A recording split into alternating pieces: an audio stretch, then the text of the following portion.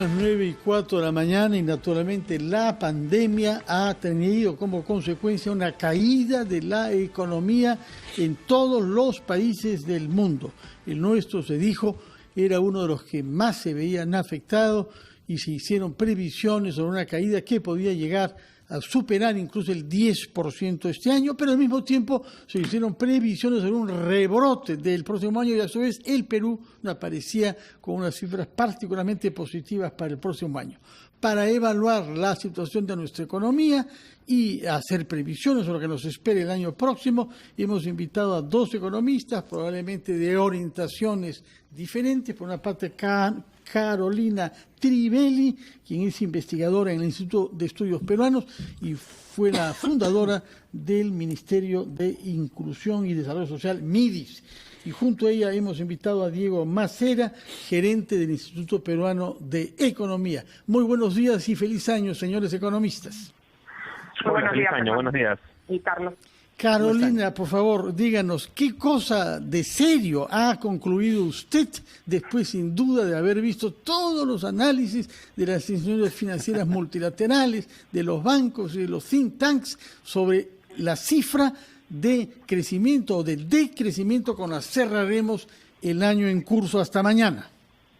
Bueno, lo que ya es un consenso es que efectivamente la caída en el PBI del 2020 va a ser tremenda, ¿no? Probablemente alrededor de 11% de caída, pero como tú bien decías, con un rebote el próximo año probablemente en una magnitud similar, alrededor de 10%, quizá 11%, con un poco de suerte como vienen los precios internacionales.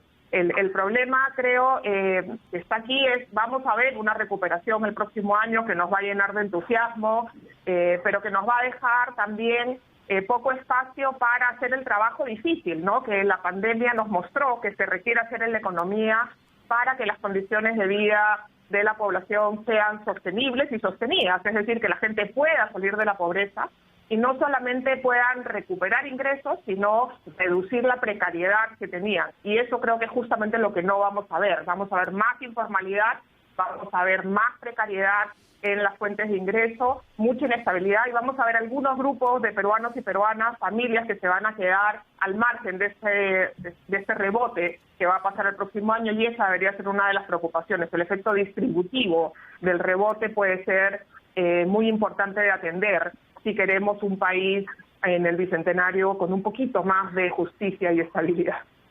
Bueno, Diego, ¿está usted de acuerdo con lo que nos ha dicho la señora Trivelli o tiene algunas precisiones que hacer? No, estoy de acuerdo con lo que ha dicho Carolina. Sí, la caída, como mencionaba Fernando, del PBI de este año va a estar entre las más grandes de la región, de hecho de las más grandes del mundo. De repente en la región solamente podría caer más quizá Argentina. Pero el ritmo de recuperación de la economía peruana desde el piso más bajo de abril ha sido más rápido de lo que esperábamos, ¿no? Y ya hacia octubre, con los datos cerrados del PBI de octubre, ya el Perú está mucho más parecido al resto de países de la región, ¿no? Con una caída de 3 y 4%, ¿no? Incluso mejor que países como México o Colombia, y eso nos pinta un panorama de repente un poco más optimista también del que pensábamos para el 2021. Entonces, si bien la caída es más o menos del 11-12%, como decía Carolina, para este año, esperamos un rebote también de doble dígito, ¿no? Alrededor del 10-11% para el 2021. No, aquí la preocupación principal, y coincido con Carolina, es cómo se va a traducir esto en mejoras en la calidad de vida para la población y cómo protegemos a la población vulnerable que de repente ha perdido su trabajo o sus fuentes de empleo durante estos meses. Para eso hay que estar prestando particular atención al mercado de empleo, ¿no? Que ha estado sumamente golpeado durante la pandemia, ¿no? Y todavía no se recupera al mismo ritmo del que se está recuperando el resto de la economía. Hay que ponerle mucho más énfasis a qué políticas tenemos para generar más empleo formal, idealmente, a través de más inversión y que tengamos una recuperación saludable hacia el 2021. Ok, Carolina, Diego, yo quería preguntarles, ya que es justamente uno de los aspectos más importantes del gobierno o de los gobiernos en este año ha sido los programas sociales. No sé si ustedes consideran que la dinámica de los programas sociales en este año ha sido la más eficaz y qué podría mejorarse o qué se podría afinar para el próximo año, en donde evidentemente continuará esta situación crítica hasta que tengamos una salida desde el punto de vista de salud contra la pandemia. A ver, los programas sociales han hecho lo que tenían que hacer, digamos, y es proteger a los más vulnerables. Se han ampliado algunos de manera temporal, y eso está bien. Han llegado estos bonos con demoras y algunas restricciones, pero han llegado a las manos de la población más vulnerable. Y eso está bien, ¿no? Han habido entregas de alimentos, han habido entrega de dinero, han habido algunos recursos que se han puesto a disposición de forma excepcional por la pandemia, y creo que ahí hay cosas que tenemos que aprender y valorar, ¿no? Quienes recibieron de mejor forma la ayuda en efectivo, en particular del Estado, fueron, por ejemplo, las señoras del programa Juntos. ¿Por qué? Porque tenían una cuenta bancaria, porque sabían ir al banco, porque tenían su tarjeta de débito. Ellas fueron rápidamente atendidas. Eso demuestra que si ellas pueden hacerlo, todos podríamos hacerlo. Entonces el tema de inclusión financiera es un tema que hay que profundizar, porque sabemos que sí se puede hacer, incluso con las poblaciones que viven en situaciones de mayor distancia de los centros urbanos, etc. Lo segundo es que los programas sociales protegen y ayudan en situaciones de emergencia, pero no necesariamente permiten superar condiciones de pobreza o compensar pérdidas de ingreso, sea por un emprendimiento o pérdidas de empleo.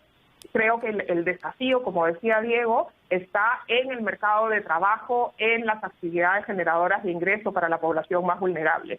Y ahí tenemos que reforzar programas sociales para asegurar que las poblaciones están protegidas, sobre todo en temas alimentarios, que sigue siendo un problema importante, el tema del hambre, y trabajar en estos otros programas que generan ingresos, que le dan oportunidades a la gente de poder, por sus propios medios, en insertarse en este rebote económico que veremos el próximo año.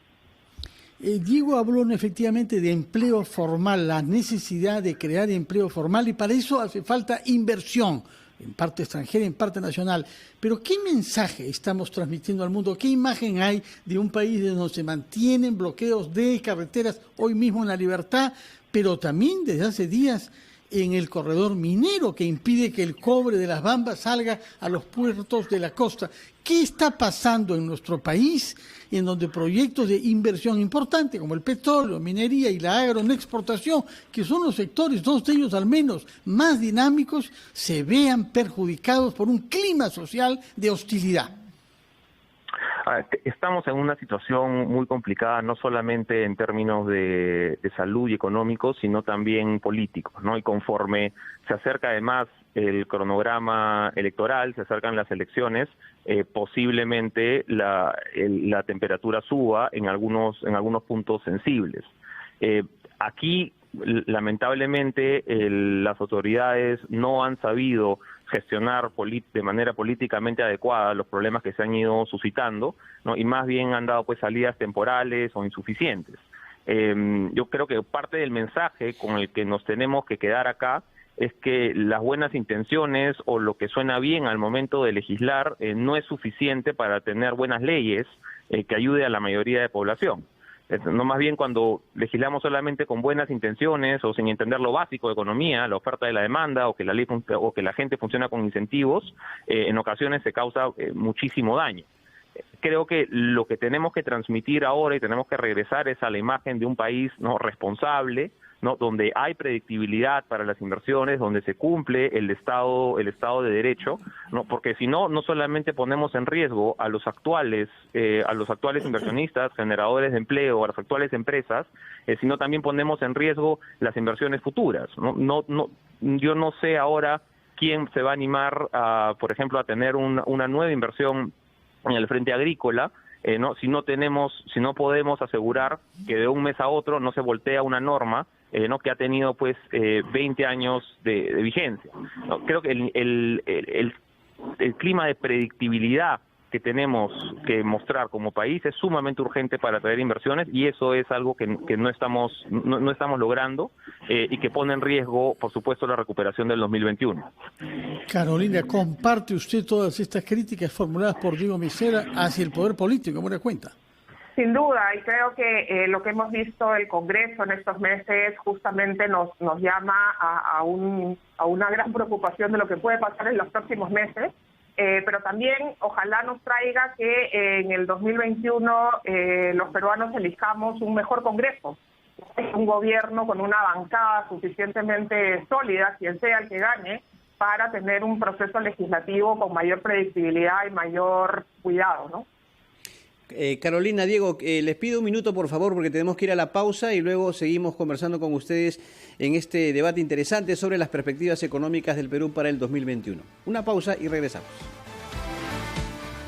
Son las 9:17, estamos conversando con dos economistas sobre el balance del año que se cierra mañana y las perspectivas para el próximo año. Estaban de acuerdo hasta ahora en que se necesitan políticas de inversión para generar empleo y para dinamizar nuestra economía, y ambos comparten también la idea de que, sin embargo, hay que velar por la redistribución económica con programas sociales específicos.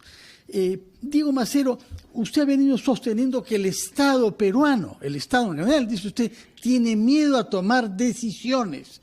¿Cuáles son esas decisiones que piensa usted se han debido tomar y no han sido tomadas por miedo a las consecuencias administrativas o judiciales que tiene o puede tener en nuestro país firmar cualquier cosa? A ver, la más obvia y de la que se conversa muchísimo y se sabe es en el aspecto de inversión pública y de infraestructura, ¿no? Hay más de un funcionario que ha tenido problemas de toda índole, ¿no? Administrativos y hasta penales, por una mala concepción de algunas autoridades que interpretan que si la decisión del funcionario no está de acuerdo con lo que él piensa que debería hacer, se presume que quizá hay un dolo de parte del funcionario, corrupción o por lo menos negligencia en su labor. No, creo que hay que tener muy claro cuáles son los límites de instituciones como la Contraloría, ¿no? Y cuál es la protección que se le da al funcionario diligente que está haciendo su labor, que de repente puede cometer una equivocación, pero que no es con dolo, no es materia de análisis de corrupción y a veces se interpreta así.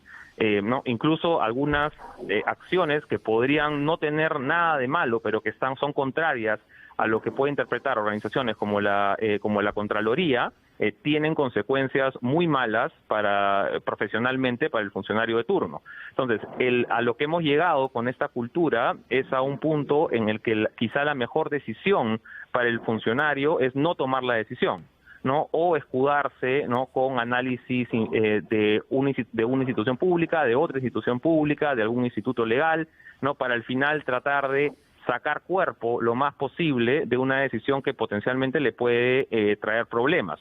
Esto lo hemos visto repetidas veces con obras de infraestructura a nivel de inversión pública o a nivel de asociaciones público-privadas, pero digamos, podría ser que también sea el mismo caso para la compra de vacunas. ¿No? Acá hay toda una cultura del Estado donde lo mejor para el funcionario público es no tomar la decisión, ¿no? Y el precio de eso lo estamos pagando todos. Carolina, siente usted que hay miedo en el Estado para tomar decisiones? Creo que hay dos cosas, no hay miedo, sin duda, esa es una situación que enfrentan muchos funcionarios públicos porque es real, ¿no?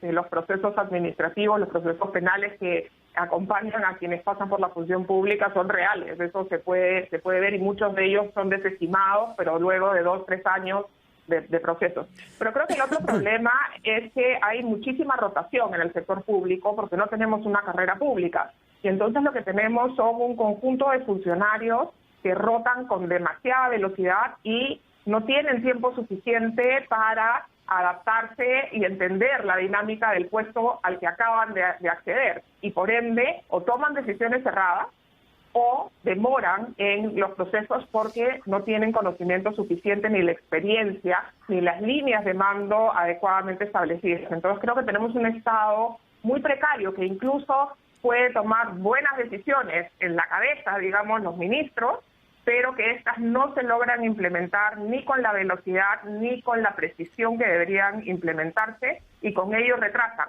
procesos de inversión, pero también generan regulaciones que a veces son confusas, que generan incentivos encontrados para el desarrollo de la inversión privada, pero también de la propia inversión pública en los distintos niveles de gobierno. Ahora, ustedes han manifestado, se han expresado en torno a la actuación que ha tenido el Congreso en determinados aspectos o normas. ¿Cuál creen ustedes que es el perjuicio a la economía que pueden causar o que han causado alguna serie de medidas polémicas aprobadas en el Parlamento? Solamente pongo un ejemplo, el de la ONP, que evidentemente va a causar un forado muy grande en las finanzas del país. Y si esto puede verse reflejado de alguna manera en los coeficientes económicos del próximo año. Yo creo que hay... Carolina, por favor, tú. No, iba a decir simplemente, el caso de la ONP probablemente no genere un fraude económico porque es una norma inconstitucional. Entonces, probablemente va a quedar en eso, va a quedar en un engaño del Congreso a los aportantes, pero va a traer como beneficio un cambio en las regulaciones de la ONP a favor de que sí hayan pensiones para aquellos que han aportado menos de 20 años, y eso es correcto, eso debió hacerse mucho antes.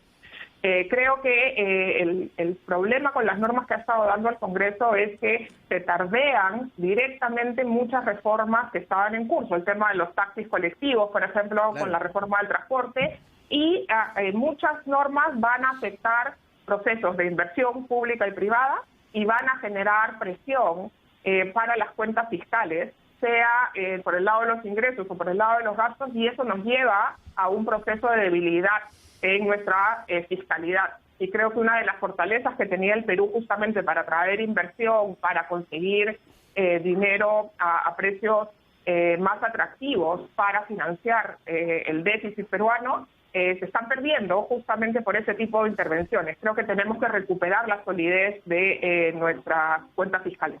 Diego. Sí, yo coincido con Carolina, y hay dos niveles, ¿no? Uno es en términos de responsabilidad macroeconómica y de manejo del Estado, ¿no? Que va lo que mencionas de la ONP, pero va también algunas intervenciones a nivel de administración pública, como lo que ha pasado con el CAS, ¿no? Como lo que ha pasado con este intento de restitución de los 14.000 docentes, ¿no? Que no solamente tienen un componente de gasto público, sino también tienen un componente de erosionar la carrera meritocrática, ¿no? Que tienes que tener dentro del servicio civil o dentro del servicio del Estado. Entonces tienes una parte que es más gasto público, pero además más gasto público que se destina a funciones que erosionan la construcción de esta carrera meritocrática dentro del sector público. Ese es un punto. Y el otro grande que ha tenido el Congreso es este debilitamiento del ambiente de inversiones y predictibilidad, ¿no? O sea, ya hemos pasado pues por los debates no sobre pensiones, ¿no? De hecho, pensiones sigue vigente con la comisión de la congresista Omonte, ¿no? Tenemos también ahora el debate del sector financiero, seguimos en el debate con el sector agrario. Sí. Perdón, ¿usted considera que esta situación puede agravarse? Perdón, me refiero a la tendencia que tienen los parlamentarios a este tipo de medidas, tomando en cuenta que nos acercamos al proceso electoral, a la fecha de las elecciones. Ese es de repente un análisis más político que económico, pero sí, típicamente lo que uno ve es un recrudecimiento, una intensificación de posturas de repente más políticas o más radicales conforme se acerca el cronograma electoral. Ahora, quizá incluso más importante es pensar cómo vamos a elegir el siguiente Congreso, ¿no? Porque el Congreso que tenemos ahora nos ha dejado un país legislativamente, o nos va a dejar un país legislativamente mucho más débil del que teníamos antes, y la verdad es que 5 años más con este tipo de procesos legislativos, el golpe va a ser durísimo. No podemos dar el lujo de tener ese mismo Congreso. Antes de que nos venza el tiempo, a fines del año pasado, el gobierno presentó un plan nacional de infraestructura y un plan nacional de productividad. Es cierto que la pandemia vino entre tanto, y aún peor que la pandemia, el cambio de los presidentes y de los ministros. Pero quisiera saber qué queda, qué se puede rescatar de esos dos planes que parecieron en su momento un gran esfuerzo por pensar el futuro en términos un poquito más amplios que la pura coyuntura, ¿no? ¿Qué hay entonces de este plan de infraestructura y del plan de productividad? Carolina. Ambos planes justamente lo que buscaban era dar orden y predictibilidad, saber qué íbamos a hacer primero, qué íbamos a hacer después, qué obras tenían que priorizarse y por qué, y acompañadas de qué otras modificaciones en el quehacer del sector público y qué incentivos al sector privado para que acompañen estos procesos de incrementos de competitividad, por ejemplo. Era una buena idea. Podemos discutir los detalles de ambos planes, pero la idea era buena, era fijar un norte claro, fijar una ruta y permitirnos transitar en esa ruta de manera ordenada. Con los cambios en la parte política, esto se debilita, ¿no? Porque se pierde un poquito ese norte. Yo creo que hay que recuperarlo con los problemas que tienen ambos planes y sus limitaciones. Creo que es mucho mejor saber qué es lo que tenemos que hacer, y sobre todo en un gobierno como este, que es de transición, que no tiene un plan de gobierno, ¿no?, preestablecido. Probablemente apostar por mantener e implementar estos planes es una muy buena idea, ¿no? Gracias. Palabras finales, Diego, sobre estos dos planes de infraestructura y productividad. Sí, yo coincido con el punto de Carolina y el tuyo, Fernando. Creo que esto es el tema que tendremos que poner en agenda junto con la recuperación económica para el 2021. ¿No? ¿Cuáles son las grandes líneas de acción que vamos a tener como país en los siguientes, no necesariamente los siguientes meses, los siguientes años? ¿No? Y ahí los dos grandes temas que para mí ya saltan es, uno, infraestructura, que está, ¿no?, dentro del plan nacional que finalmente tenemos, ¿no? Y el otro grande que yo destacaría dentro de competitividad es el de protección social y mejora de la productividad en los trabajadores. No, creo que esa es la gran pata pendiente que tenemos que discutir, ¿no? Y esto tiene una reforma pendiente muy grande en términos de salud, en términos de acceso a pensiones y de mejoras en la calidad del empleo. Creo que esa es entender así la protección social. Es uno de los grandes temas que tenemos que discutir pro competitividad para el país en los siguientes años. Ahora, si me dijeras, oye, uno más grande que te quede para el 2021, yo te diría la reforma del Estado. ¿Ya? Tenemos que tener un Estado mucho más eficiente que el que tenemos hoy día, porque sí, es correcto que tenemos que tener más ingresos tributarios, pero esos ingresos, lo que recaudamos y que pagamos todos los contribuyentes, tenemos que gastarlos mejor. Pues muy bien, Carlos, creo que han coincidido nuestros dos invitados en la mayor parte de las cosas. Quizás eso augura algo nuevo de consenso para nuestro país el próximo año. Pero tenemos que ir a una pausa, Carlos. Así es, le agradecemos por supuesto a Carolina Trivelli y a Diego Macera por estar esta mañana en Ampliación de Noticias en este interesantísimo debate, Fernando, respecto a las perspectivas económicas del Perú para el 2021. A ambos muchas gracias y feliz año. Muy buenos días. Buenos días y feliz año. Vamos a la pausa.